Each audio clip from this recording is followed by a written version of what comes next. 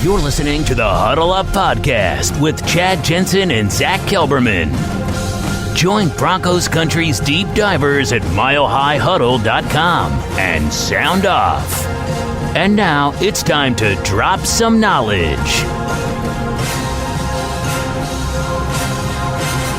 Okay, we are live, but we do have to let the stream breathe just for a few seconds.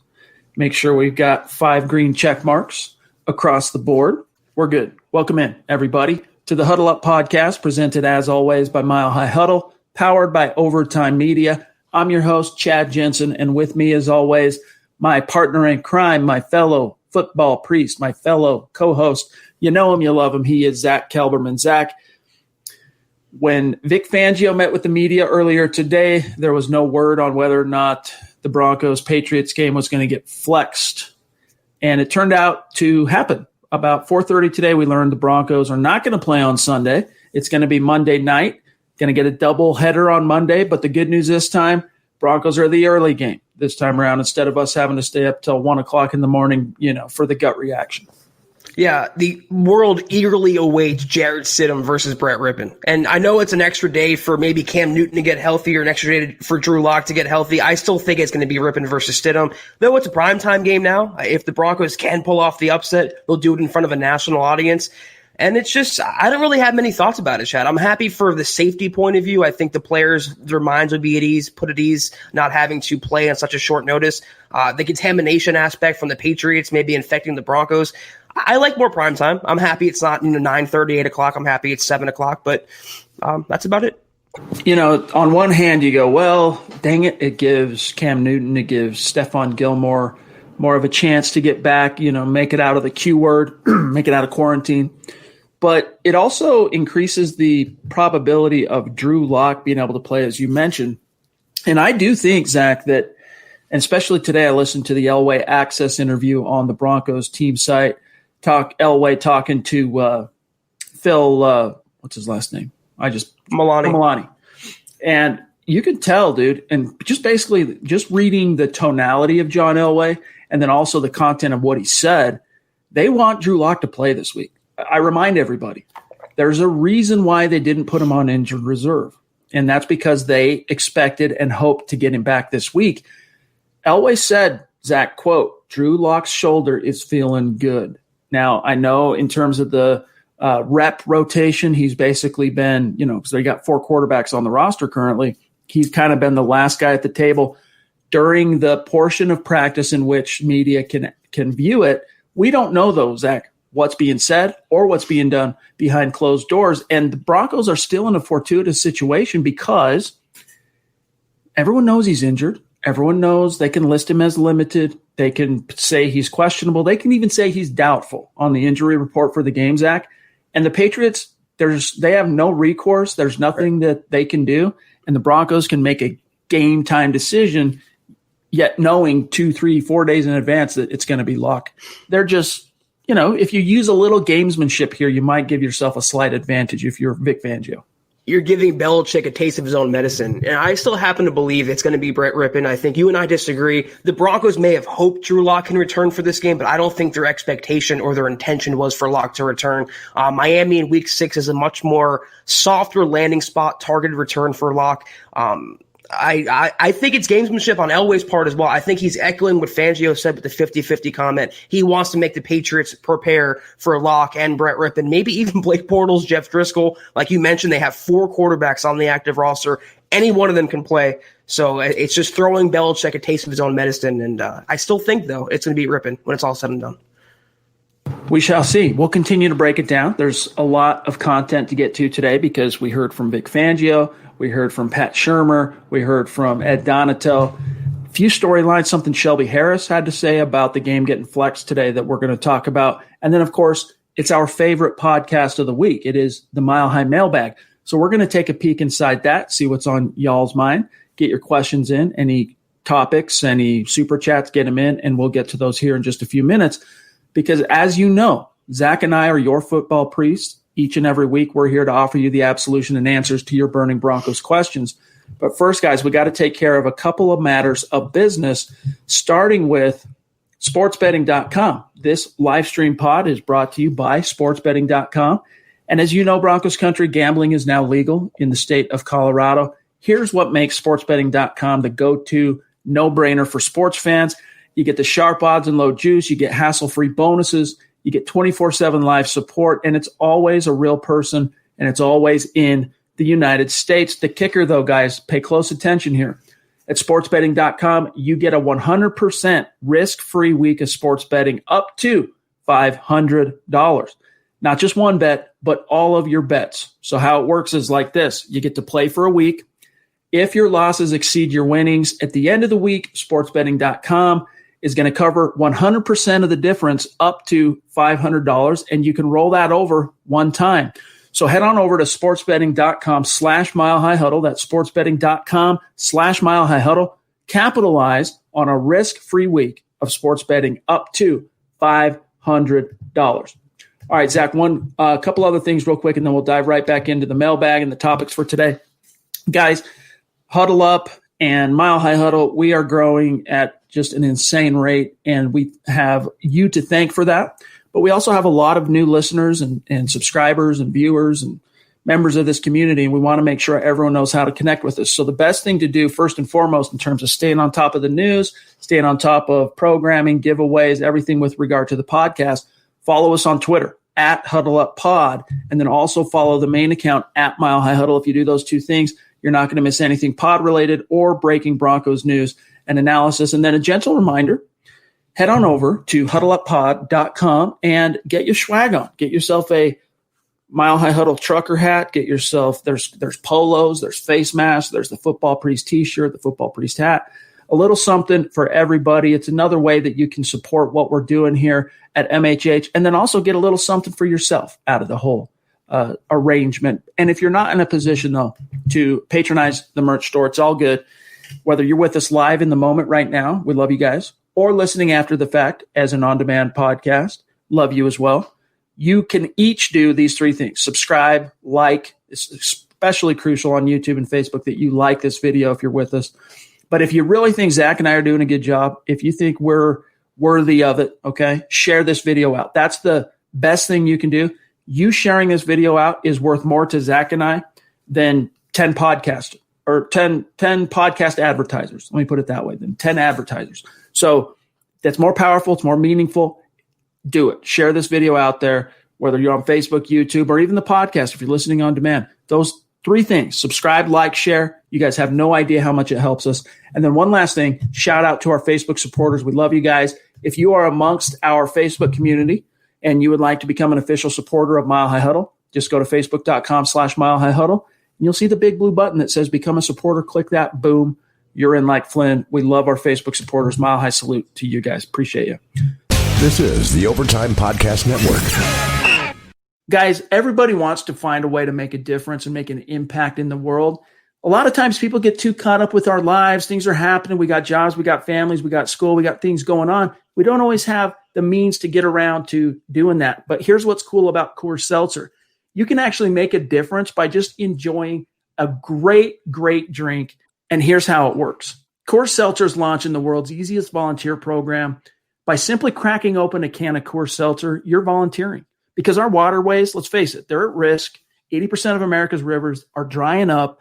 Through a partnership, though, with Change the Course, Coors Seltzer is helping to protect and restore America's rivers. Here's how that works. Each 12-pack of Coors Seltzer restores 500 gallons of fresh water to U.S. rivers and the communities that depend on them. The way it shakes out, 1 billion gallons of water get restored to 16 river basins across the U.S., and that's just year one. Here's what's great, though, about Coors Seltzer itself. Not only are you making a difference in the world simply by purchasing Coors Seltzer, but you also get to enjoy naturally flavored black cherry, mango, lemon lime, and grapefruit. I particularly like the black cherry, and the specs are in. Coors Seltzer is 4.5% ABV, and it's only 90 calories. As someone who covers the NFL and a giant football fan, there's nothing I like more than kicking back on a Sunday morning, getting my spread, getting my food, getting my drinks, putting on a full slate of NFL action, and kicking back with a Coors Seltzer. Whether it's a black cherry, a mango, lemon, lime, Chad, I live for football and kicking back with my Coors Seltzer each and every single game week. Amen. So join the world's easiest volunteer program, gang, by simply drinking Coors Seltzer. You can volunteer to restore America's rivers. You buy Coors Seltzer, you help restore 500 gallons of water into America's rivers. Guys, it's that simple. Who would have guessed saving the world could be that easy? Visit CoorsSeltzer.com to find Coors Seltzer near you. That's CoorsSeltzer.com. For every 12-pack sold through 8/31/2021, Coors will purchase services from Change the Course to restore 500 gallons of fresh river water. Details at CoorsSeltzer.com. Celebrate responsibly. Coors Brewing Company, Fort Worth, Texas. All right, Zach, let's get to, John, throw up that Shelby Harris quote because this brings up an interesting point. Not all teams have behaved equally with regard to the bug that shall go unmentioned. You know, and there's probably a certain sense of arbitrary randomness to who contracts the bug, because it could simply be ordering pizza delivery and you touch a pizza box that was delivered to you and you eat your pizza and then you touch your eye, boom. If it's on there, you could contract it. And Zach, it's not necessarily anything you did that was high risk, or, you know, you're not necessarily at fault. It's just the randomness of life. But at the same time, you can see that it's happening to certain teams. And Shelby Harris brings up what I think is a very salient point. He said, quote, "Why are we getting punished when we did nothing wrong?" In other words, having the game moved from Sunday to Monday. The Pats go on a bye next week, and we're stuck on a short week playing the Dolphins. Help it make sense. What's your reaction to that topic? I understand where he's coming from, but every NFL player knew the risk if they were going to opt into this season. And not just the safety risk, but how weird and uncharted it's going to be and how unique it's going to be and how things can change on a week-to-week basis. Talking about having a Week 18, talking about moving bye weeks around and the way the schedule was devised. I understand where he's coming from here. I think he's trying to stoke that favoritism from the Patriots on the NFL side a little. I think he's just playing into the rivalry, if there is one, between the Broncos and the Patriots. I understand the way he's thinking, but my feeling is everyone knew the stakes. Everyone knew what was going to be this season and this season alone, exclusive to 2020. And it's not fair. But you know what? Football's not fair. Life's not fair. You got to roll with the punches, especially in a year like this, Chad. And the Patriots have basically been locked out of their facility. Like, if you're looking at it from a competitive balance standpoint, like, it's not exactly – I get it. They're the ones that, you know, for how, whether it was arbitrary or by virtue of individual behavior that allowed this in. Nevertheless, if you want competitive balance in the league, they've not really been able to prepare for the Broncos in the traditional sense. Their practices, their whole week of preparation has been thrown off.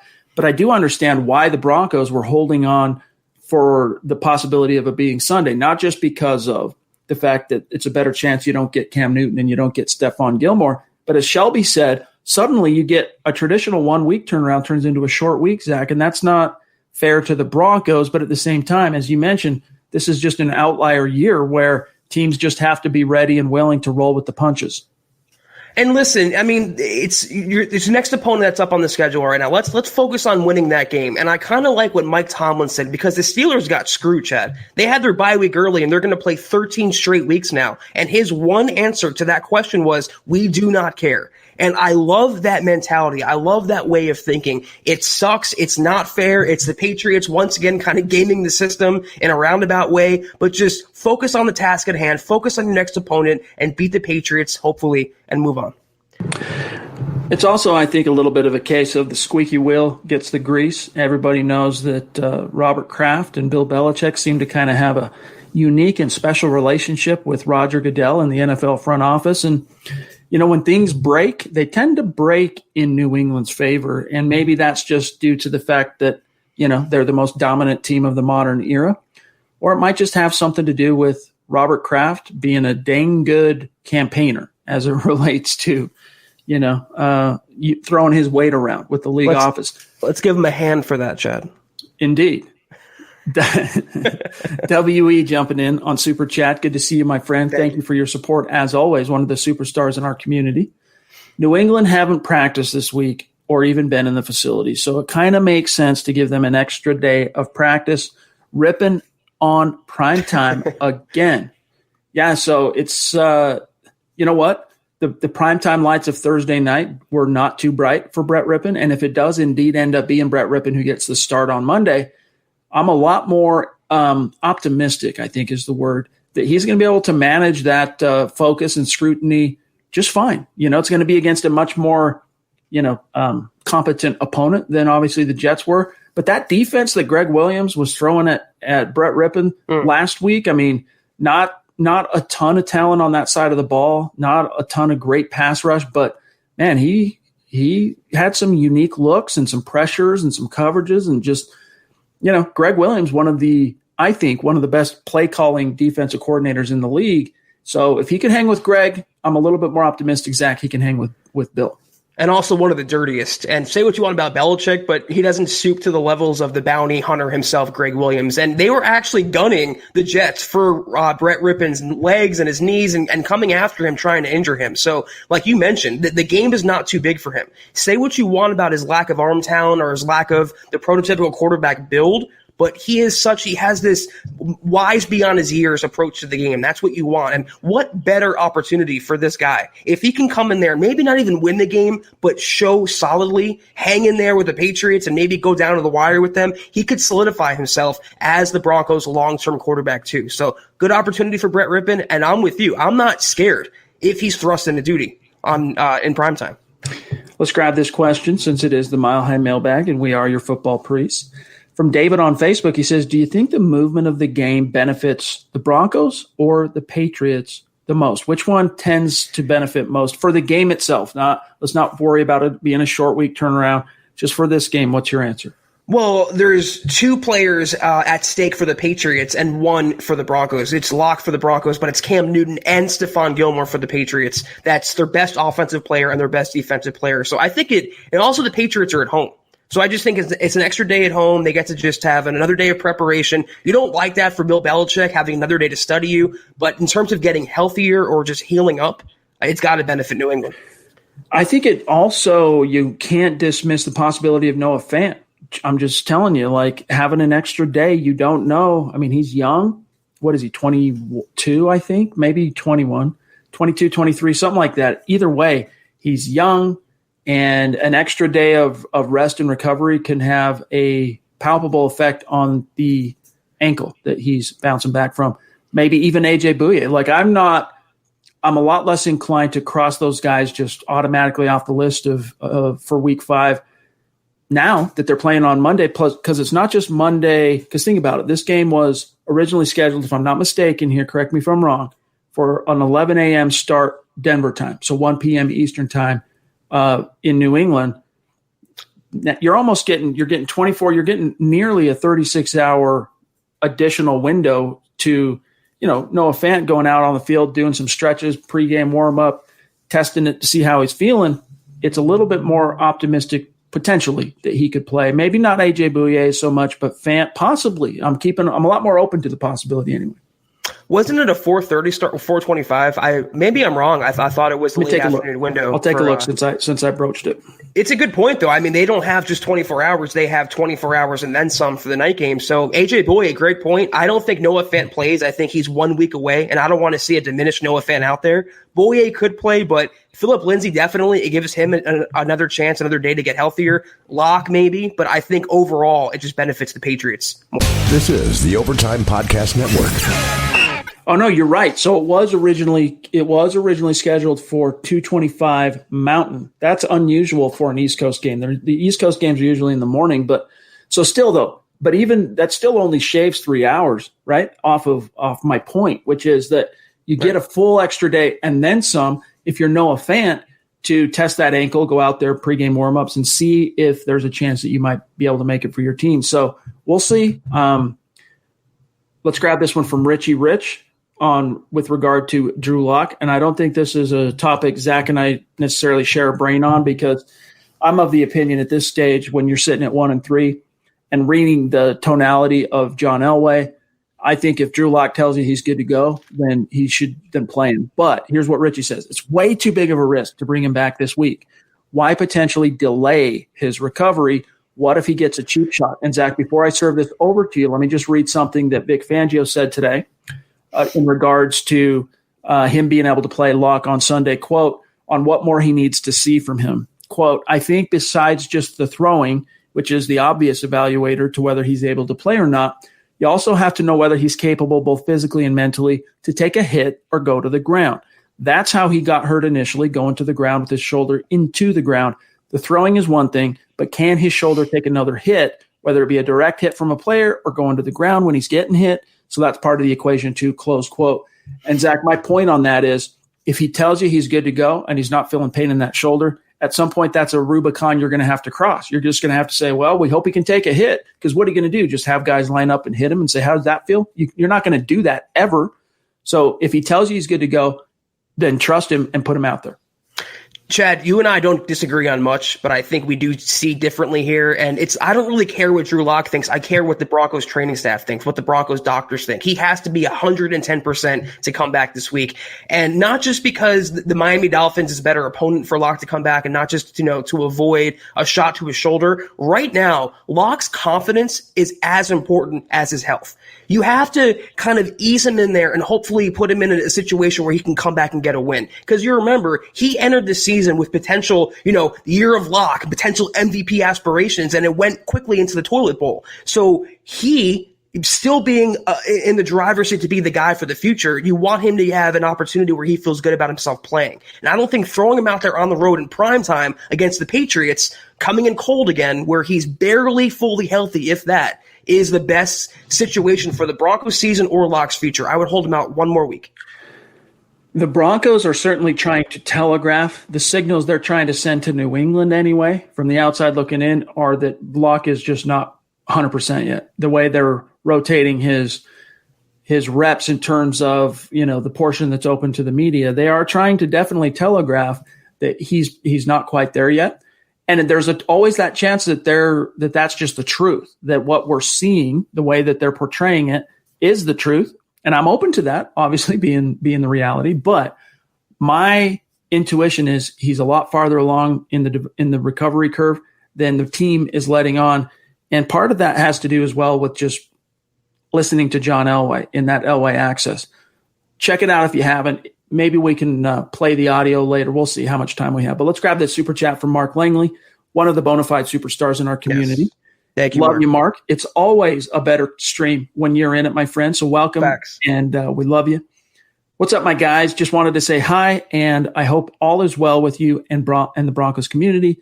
Hashtag Go Broncos. Hashtag Go Braves. He's in Georgia. Hashtag Football Priest. Hashtag MHH. Hashtag Huddle Up Pod.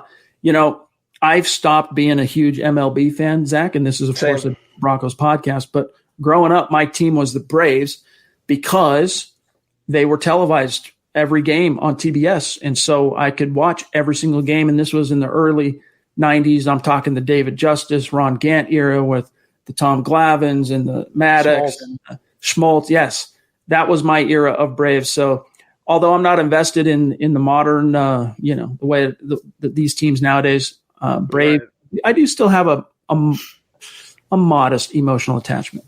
Yeah, I grew up I wouldn't say a diehard Yankees fan, but I was a pretty well-invested Yankees fan. And, where they've been lately, they've fallen off from the Bronx Bombers. And I watched the game the other night. I saw some highlights against the Rays. They struck out like 20 times. And that was just my cue. Okay, focus on the Broncos, focus on football. I'm checked out of baseball. Let's grab Isaiah, 1127, jumping in. Good to see you, my friend. Thank you. Appreciate you. And it's, you've been very active on Super Chat these last few weeks. So it does not go unnoticed by us, and we appreciate you, my friend. He says, what's up, fellas? Any updates on Philip Lindsay and AJ Bouye? Also, is Zach's boy, Nigel Bradham, able to suit up and help out our linebacker core? Hashtag Monday Night Football versus Pats. Yeah, so Lindsay's a go. He's going to play this week. So you're finally going to get to see, hopefully, a full 60 minutes of Pat Shurmur's, design with a Melvin Gordon and a full, Philip Lindsay. Bouye, he's still quite iffy. If I'm not mistaken, he was basically sidelined working out one-on-one with trainers today. Officially on the injury report, I'll tell you what AJ – let me look at this real quick. AJ is officially listed through 2 practices this week. Well, he's not actually on the injury report because he's on IR, so it's not showing me his participation. But from what I've gathered and the people I've talked to, he's the guy that when the team's practicing and going through individual, he's on the sideline working with trainers. So it's not looking good, in my opinion, for AJ this week, Zach. He had to get in a limited practice at least one to have a shot at suiting up. I think holding him out again, the Patriots, listen, they don't really have receivers that scare me. You can cover Adam Edelman with your quarterbacks that you have and just stop the Patriots running game. You don't need AJ Bouye for this game. In terms of Bradham, I'd love to have him on the 53. I'd love to have him out there. If not playing starter snaps, then at least playing on third downs, passing situations. He is going to help the Broncos defense as soon as he hits the field. I just hope Fangio, it's not another DeMar Dotson where he sits on the bench for, 4 or 5 weeks before he gets a shot. Black Knight on Twitch this time, jumping in. He says, chilling out on Twitch tonight. Anyway, got a question. What would you rather have? Get a free agent offensive lineman and draft a generational edge player, or get a free agent edge player and draft a generational offensive lineman? Zach, not even close. Your answer. Not even close. I mean, the number 2 most important position in football behind a franchise quarterback is a franchise pass protector or a franchise left tackle, right tackle, a future Hall of Fame guard like Quentin Nelson. It's great to have the pass rushers, but how well did that serve the Broncos in 2018? When they had Von Miller and Bradley Chubb. I mean, how well to serve Denver the last 5 years, having no offensive line or offensive line issues and no quarterback. You fix the offensive line. Let's say you have like a Cowboys offensive line, just a stalwart offensive line, just a brick wall. Any quarterback, for the most part, you put back there is going to look good. It's going to help the Broncos overall. I am building the line 9 times out of 9 before I even touch the defense, Chad. It would be different perhaps for me if you didn't have Bradley Chubb in his 3rd year, but you do have Bradley Chubb. And we'll see. I think this kind of leads into the next question here, but you got Von Miller under contract for 1 more year. We'll see how that shakes out, but I would concur with Zach. For me, it would be the offensive lineman in the draft. Miller 707 though, jumping in. Good to see you, my friend. I hate asking this question because Von is my favorite player, but if Denver can get a 1st-round pick for him next year, he'll be 32. That ain't going to happen. Should they pull the trigger? But he is Von Miller, so maybe. Should they pull the trigger if the Broncos could get a 1st-rounder for Von next year, Zach, in the final year of his deal, age 32 season? He is going to be, I think, so motivated for the part you just mentioned. He knows, based on the interview we had yesterday about his contract, he knows he's fighting now for his next deal. He wants one more big payday, one more Von Miller franchise quarterback money type payday before riding off into the sunset. So coming back next year, coming off the injury, not really playing a lot if he doesn't play this year, he is going to be extra motivated. And if you flip him for a 1st-round pick, there's no guarantee what that guy is going to be or who it's going to be. It's a question mark. I'll take the sure thing. I'll take the future Hall of Famer, and I'm not upsetting the apple cart by trading my franchise cornerstone future 1st ballot Hall of Fame player for a measly 1st-round draft pick. I don't know, man. I would really have to think about it, and I'm not trying to just be contrary guy tonight. In the case of Vaughn, coming off a down year, coming off an injury loss, a season lost to injury, if a team out there offers me a 1st-round pick, if it's in the top 10, I'm taking that. But it's not going to happen. I mean, right now my impulse would be to take it. But I don't know. That's a question that I'd probably more seriously ponder if we get to the offseason and we get a little bit more insight on whether or not the Broncos are going to ask him to take a pay restructure. Because if the Broncos approach Vaughn, it doesn't have to just simply be, hey, Vaughn, take a pay cut in your final year. Thank you, please. It can be, hey, Vaughn, we need to reduce your 2021 cap number, but also here's some new years on your deal and an extension, right? A payday.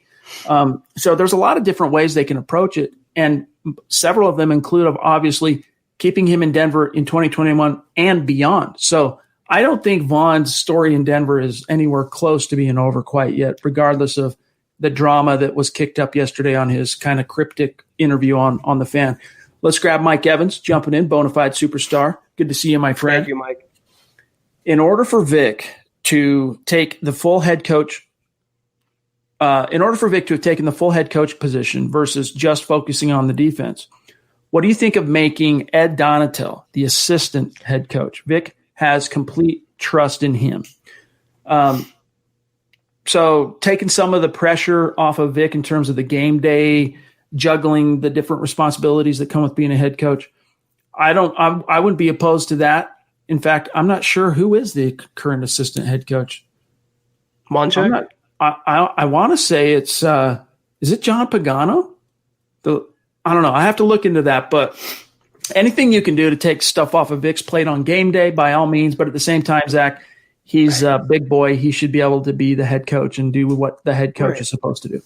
I agree with that, but also it's just a figurehead role for Donatel. What does he do now? I mean, he's a secondary coach, but Vic calls the defensive plays. It was just a title-only coordinating job for Donatel. Making him the assistant head coach is just, it's putting lipstick on a pig. I don't really see what he does already, aside from maybe being Vic's eyes up in the booth, but I'm with you, Chad. He's the head coach of the team. He signed on for that. It's not just defense, it's offense, it's specials. You have to be the entire well-rounded coach on all three sides of the ball. This is the Overtime Podcast Network. I'm looking here, and bear with me one second.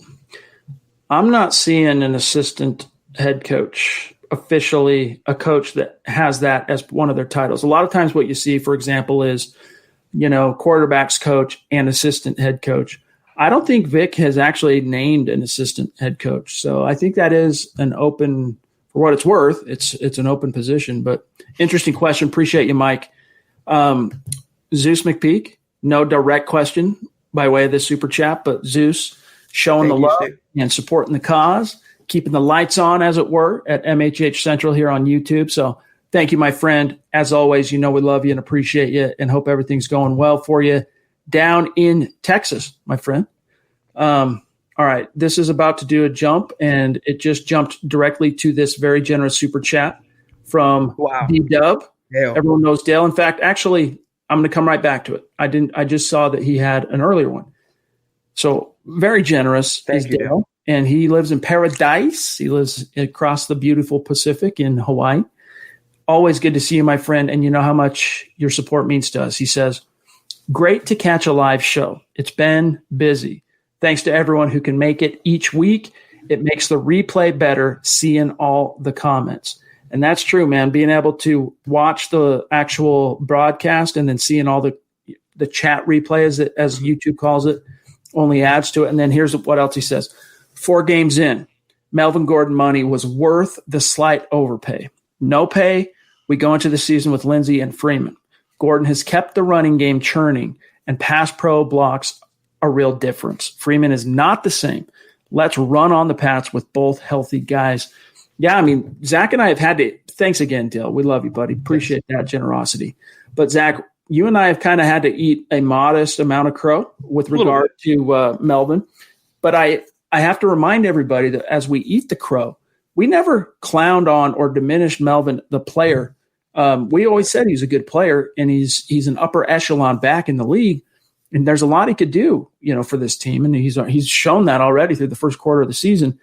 Our biggest gripe was, yes, slight overpay. I think that goes without saying. But really, it was the implications on Phillip Lindsay. But that whole storyline, Zach, has kind of been moot because Phillip hasn't been a factor because of injury.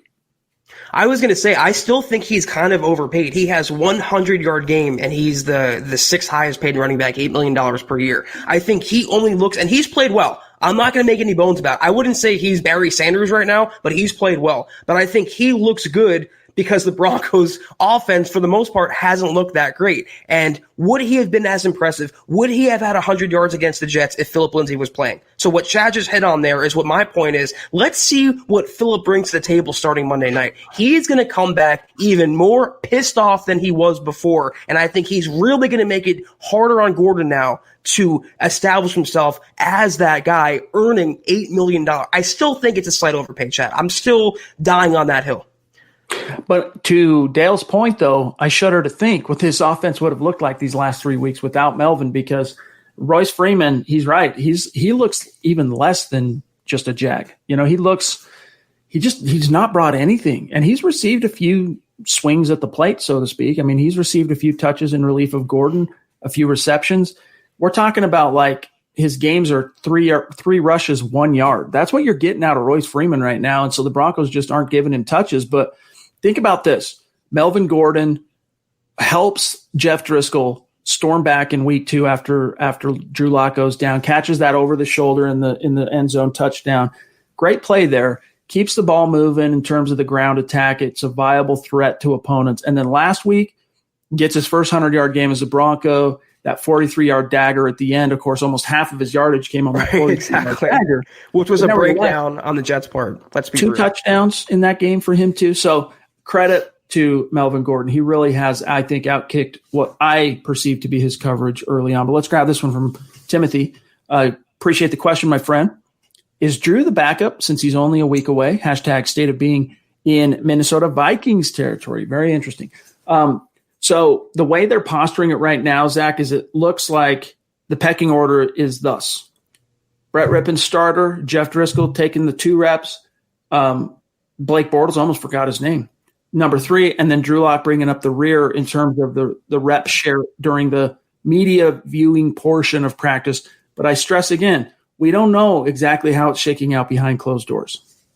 Yeah, I still think it's going to be just how you laid it out. I think Rippon will start this game, and you'll have Driscoll as the backup, and then all things on schedule, you'll see Drew Lock starting against the Dolphins in Week 6. I think that's how it's going to be the next couple weeks.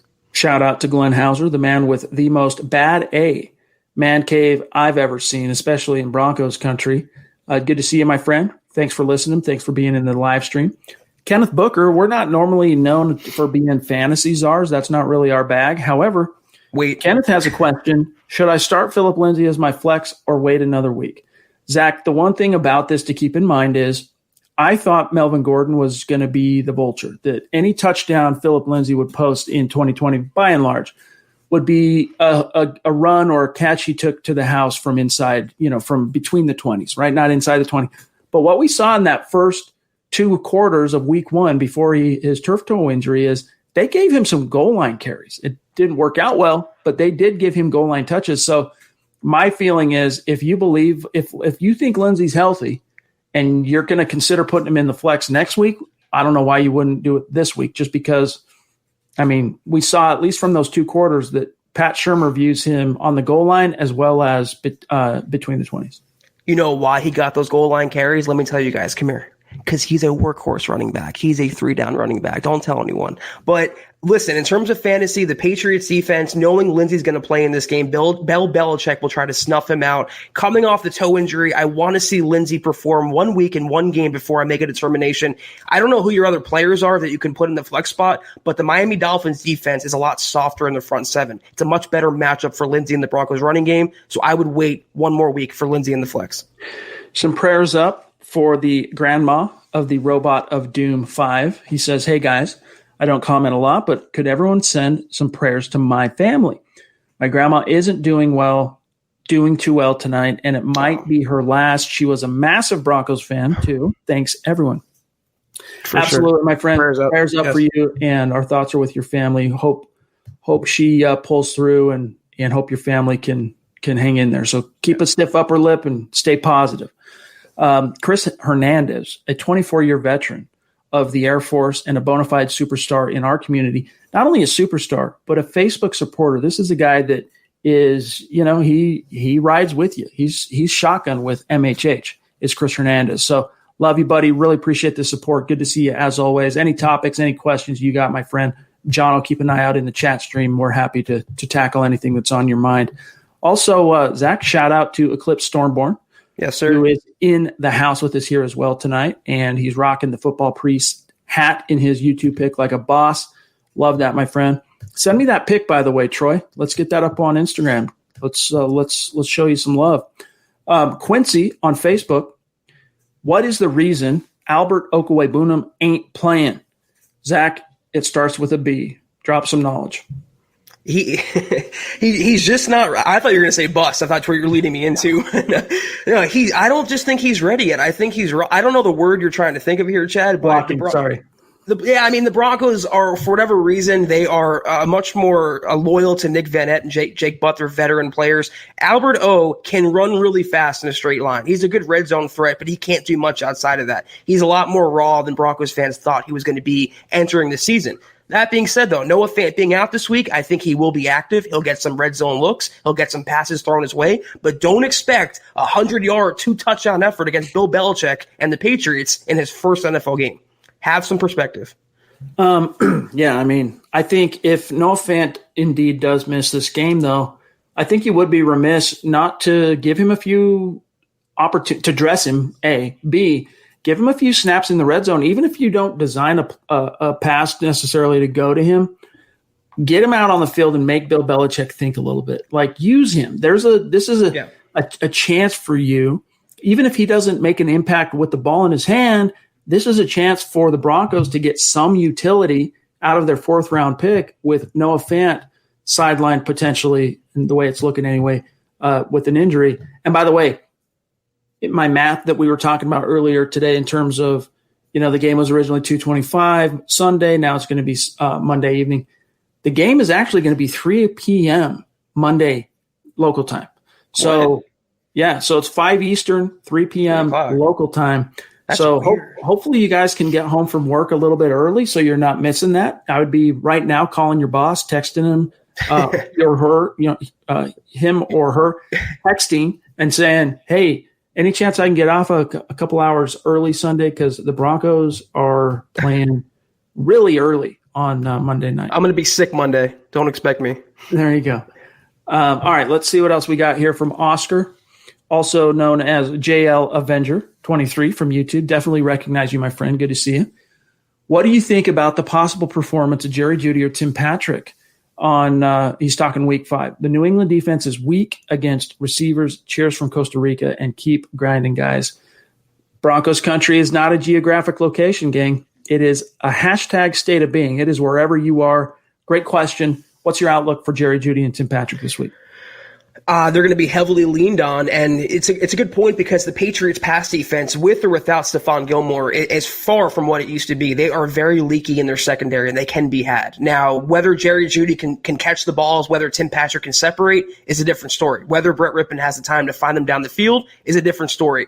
I think the Broncos, the key to win this game, obviously, is the running attack. They have to establish time of possession, run the ball with Melvin Gordon, Lindsey, and Royce Freeman down the Patriots' throat. But you can't go into a shell either. You can't be conservative. You can't play scared. You can't play not to lose. You will get blown out of Gillette Stadium. Take your shots downfield. Get your matchups one-on-one with Jerry Jeudy. Let Tim Patrick go Cortland Sutton on their smaller defensive backs, and be aggressive. Take chances down the field. I want to see Pat Shurmur be vertical this week, not horizontal. This question here from Kenneth, similar to his original question about Lindsey.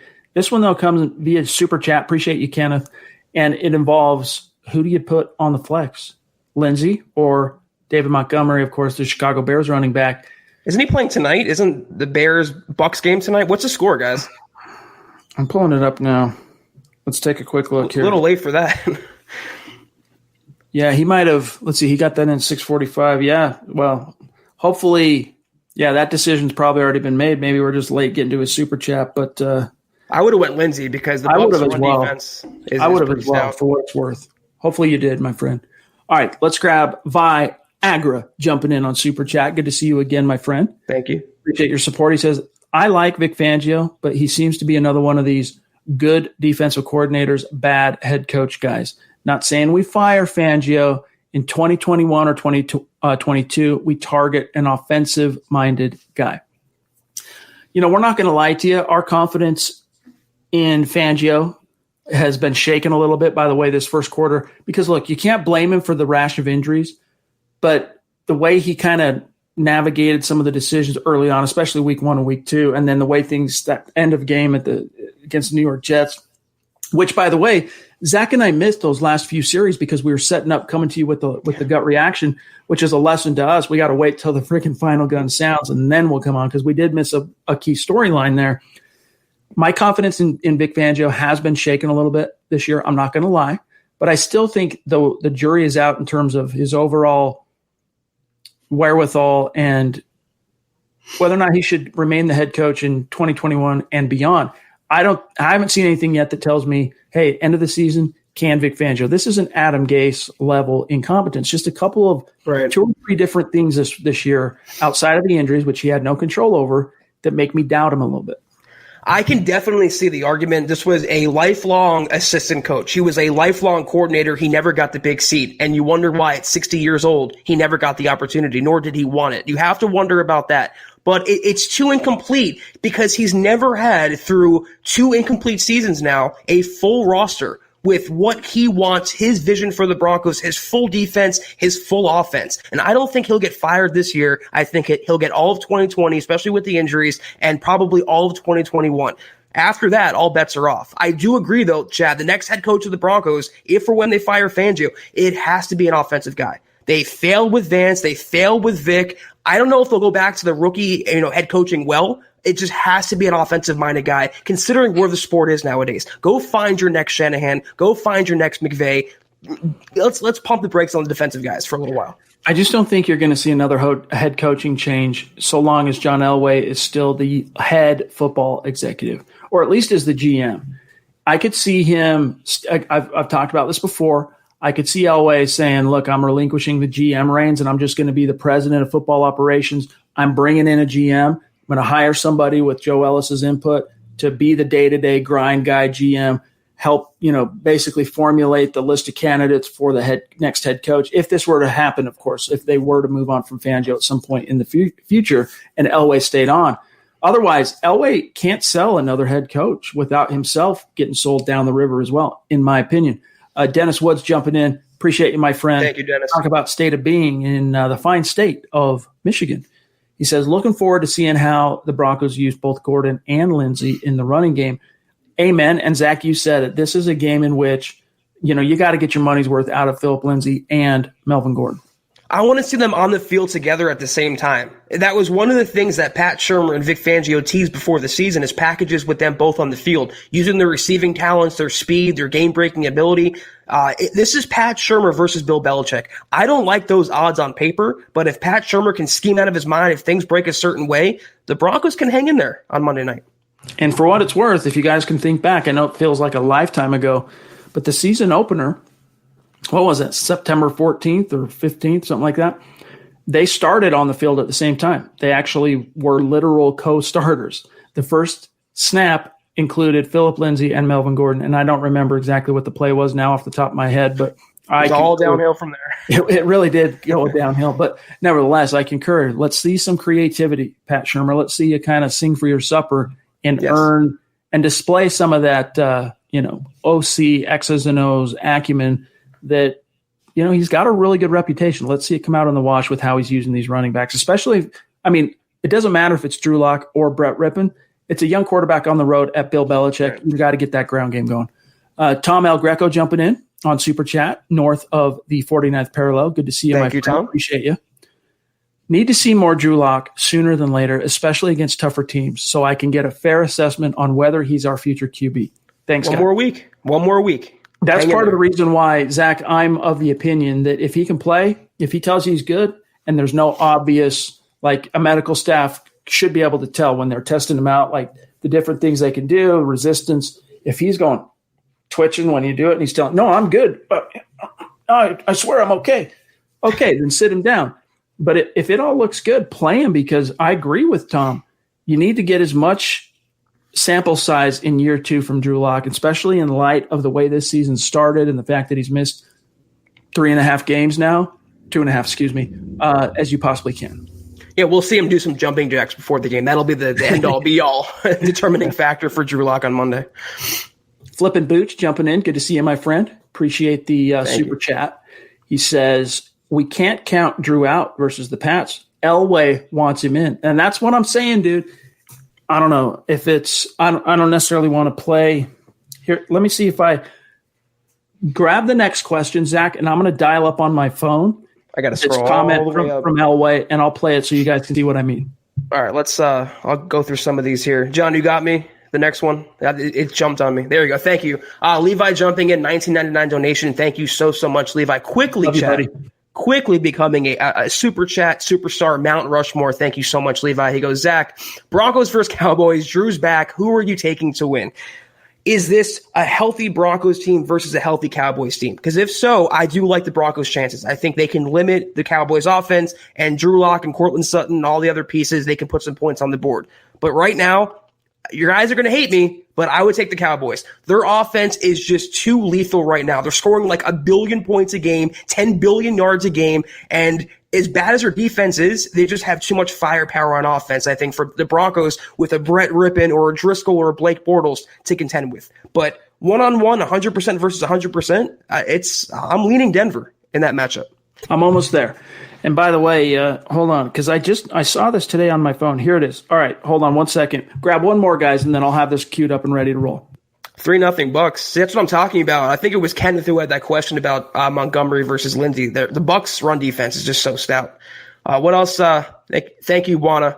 Levi jumping in again, 1999. Thank you again so much, Levi. He goes, you guys think Pats will scheme against the run? Absolutely. Bill Belichick is the master. I mean, he sees Brett Rippon. He sees this ravaged receiving core. No KJ Hamler, who should be on IR, by the way. That's a whole other story. He has Jerry Jeudy, a rookie. You have Tim Patrick, who's not Cortland Sutton, and kind of no Noah Fant, and a mishmash of other young receiving weapons. So, yes, he will scheme regardless of Lindsey being 100% or not. He will scheme to stop the run. And that's why it falls on Pat Shurmur to be the guy to defeat Bill Belichick. Whether he can is a different story. I don't have much faith in that happening one-on-one, but if he can get creative and think outside the box and catch the Patriots by surprise, they are going to stack the box to stop the run, with or without Stephon Gilmore. You have to take shots down the field. You have to get aggressive and be creative. You can't be scared to lose this game. Go all out, leave it all on the field, and you never know what could happen. Okay, guys, here you go. Listen to this real quick. We'll grab Pobby. By the way, Pobby, thank you so much for that generosity. Hey, Pobby, thank you. Just so consistent and so generous and so passionate and outgoing. You mean a lot to our community. I hope you know that, to everybody, not just Zach and John, myself, and all the podcast hosts, but to everybody in this community. So thank you, my friend. She says, just want to say hi to you all. Great show. As always, just got off work. Go Broncos. Love that. Okay, I'm going to play this clip. I'm pretty sure I have it queued up where he says what I want you guys to hear. So here's Elway on today's episode of Elway Access on DenverBroncos.com. Here's the clip real quick. Because we got to make sure he's healthy. And I think obviously when you heard it, you got to get the confidence back. And then not throwing for a week, obviously, or 2 weeks, however long it's been. You lose some of your touch, you lose some of your accuracy, and so you're not as sharp as you were. And so it takes a little bit of throwing to get that back. His shoulder says he feels well. He's going to practice a little bit today, and so we'll see how it goes. But I think, there's being the right shoulder is a lot different than being the left shoulder, especially being a thrower. But he'll get that confidence back, and, hopefully he can get it and make it this week. But if not, then we'll look forward to having him against Miami. His shoulder says he's good. What do you read into that, if you read anything? Well, Elway hit on the same point I was making. It's about Drew Lock's confidence and his mental as much as his physical and his health. So you throw him out there against the Patriots, and let's say he's borderline 100% or just barely 100%. Again, he spent weeks last year cold, forced to watch, never getting his break. He finally goes into the season as the guy. He gets a game and a half, and he's out of the game again, injured again, forced to watch again. If you throw him back in there and he's champing at the bit to get going, and he just gets destroyed by the Patriots, if he's not ready physically, emotionally, mentally, whatever, it's going to have a downturning effect on not only the Broncos season, but his arc, his development. I do not want the Broncos to Josh Rosen Drew Lock. If that means waiting one more week for him to be 120%, I'd rather do that, because you put him in there against the Dolphins, he beats the Dolphins, his confidence is through the roof. You put him in there against the Patriots and he loses to the Patriots, he's right down, and I know he's mentally tough, but he's right down on the human emotion side, down in the dumps. And I don't want that for Drew. His confidence, what Elway said, is just as important. The Broncos are hoping he can play. That's the bottom line. They really are. So don't read too much into the fact that he's the fourth guy taking reps during the portion of practice in which the media can view, because there's also some gamesmanship taking place. Even if he doesn't end up playing, there's some gamesmanship taking place. They're trying to keep Belichick a little off balance, because that's what trust on this. Belichick reads the press clippings when there's an injured player, especially a key player. He's paying attention, or he's got guys in his quality control on his coaching staff, or even in the Patriots PR department, that are providing him reports and updates on what they're hearing with regard to a key player like Drew Lock. Levi jumping back in. Wow. And thank you for the support, Levi. And just to echo what Zach said earlier, man, You have become a bona fide superstar in our community, and it just means a lot to us, my friend. He says, do you think John has full confidence in Locke as the guy, or do you think it's only because he has to? In other words, if you can't, what's the song? If you can't be with the one you love the one you're with. Is John Elway loving the one he's with? Or is this, or is John Elway maybe pining for another quarterback like a Trevor Lawrence? I don't see it that way. I think they do believe in Drew Lock after what he showed late last year and just the spark, not just what he did on the field as a player, but the spark that he gave to the team, to the players, to the coaches, to the community, to the fan base, to the city. I think the Broncos really do believe in Drew Lock, but they have to have their confidence somewhat shaken by the fact that it's now a question. Is he an injury-prone guy? Can his body hold up to an NFL beating year after year after year? That's a legit question that Locke, he's going to have to figure out a way to answer that. I live by kind of one golden rule applying to the NFL, applying to life. I watch what people do, not what they say. And what the Broncos did this entire offseason, Chad, was build the entire nest, to quote Nick Kendall, around Drew Lock. They got the coaches, they got the offensive linemen, they got the receivers. They went all in on Drew Lock as the franchise quarterback. So I think for the most part, I think Elway 95% believed in Drew Lock. I think he went the younger route. He went away from a retread quarterback like Joe Flacco. He really has confidence that Lock is the guy. And knowing Elway being so, I don't want to say conceited, but I think Elway sees a lot of himself in Drew Lock as well. He wants him to succeed because he's kind of living again through Drew Lock vicariously. Also, on the other hand, that 5%, he's viewing Drew Lock like we do, like analysts, like fans, like media, where, okay, we have to be realistic. If he bombs the rest of the season, we still need a guy. If he's not the guy, we need the guy. So 95%, I think Elway has put his chips on the table, his cards on the table, but he's still hedging his bets just in case this move blows up on him. Because the one thing he's learned, Chad, as a GM, you have to have a quarterback in this league.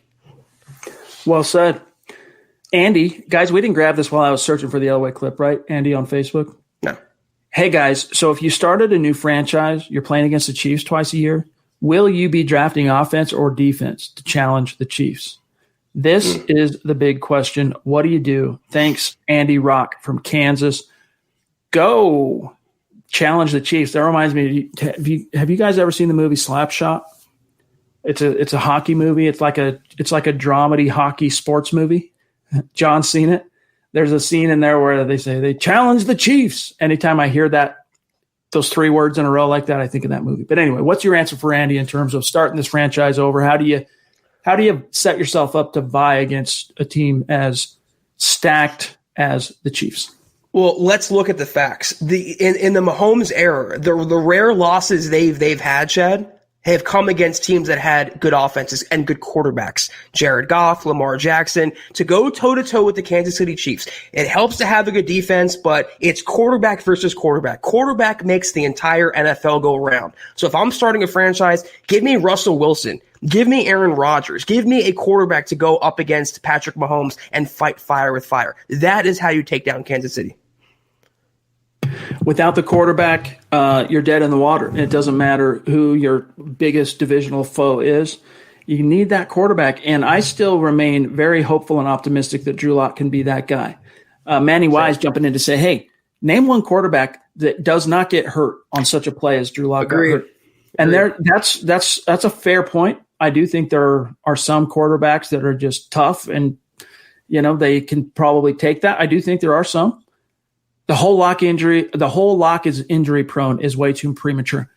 I don't disagree that to say he's injury prone is premature. Where if you're picking nits in the fact that there are now questions about his durability, then that being a trope that is holds water or it doesn't, I think you're wrong if you don't think that that's a real question right now surrounding Drew Lock. It is. 2 years in the league, 2 major injuries that have cost him time. It's just an issue, and it doesn't necessarily mean anything up to this point. There's no definitive answer, but it's a question, all right? And the Broncos at this stage, they would be remiss to not question that themselves, to not wonder, to not say, hey, we need an answer to this. Can Lock stay healthy? Can he come back from this injury and stay in the starting lineup for the rest of the season? I think there's a modicum of concern about Drew Lock's durability, but there's a difference between concern and labeling someone injury prone. And Manny, you and I kind of really disagree on a lot of our points, but I am right there with you. Also, luck has a lot to do with it. I mean, injuries in the NFL, they're part of the game, but whether you stay healthy, it comes down to just falling wrong or landing wrong or breaking your fall like Drew Lock did. Again, though, if he had proper, capable, competent protection, would he have gotten hurt on that play? Probably not. So I really can't fault Locke for this injury when the Broncos were negligent and put him behind the line that was not optimal for his success. Richie Rich says most other QBs, almost all quarterbacks get hit like that.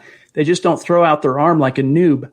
I don't know about that, Richie Rich, but here's what I'll say is complicating that was also he kind of fell on the ball a little awkwardly as well. It was just a unique the stars just aligned in the worst way possible for Drew Lock and the Broncos on that given play.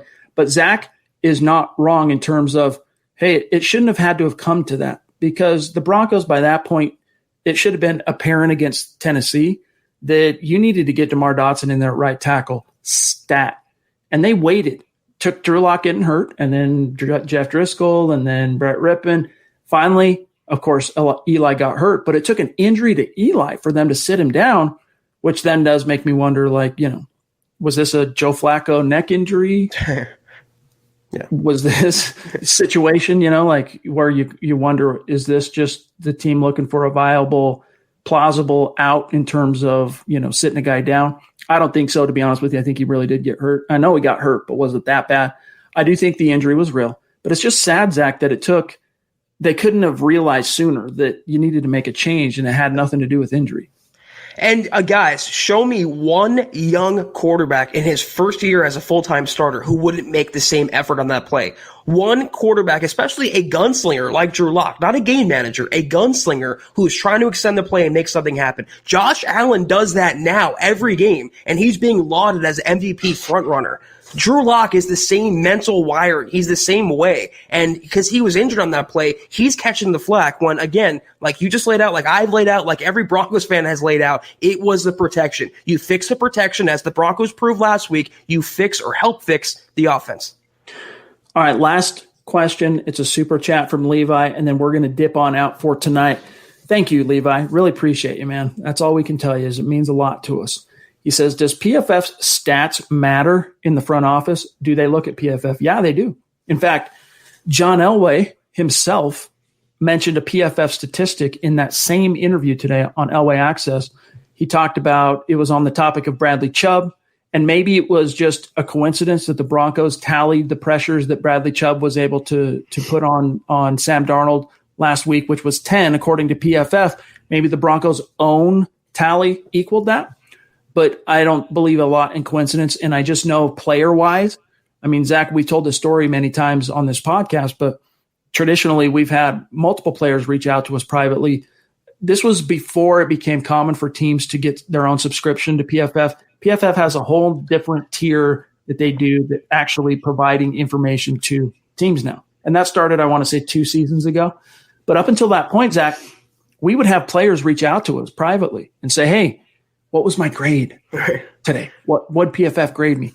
Because it got to a point with PFF where, you got Pro Bowl accolades, you got All-Pro accolades, you got statistics in the box score, and then you got your PFF stats and grades, I should say.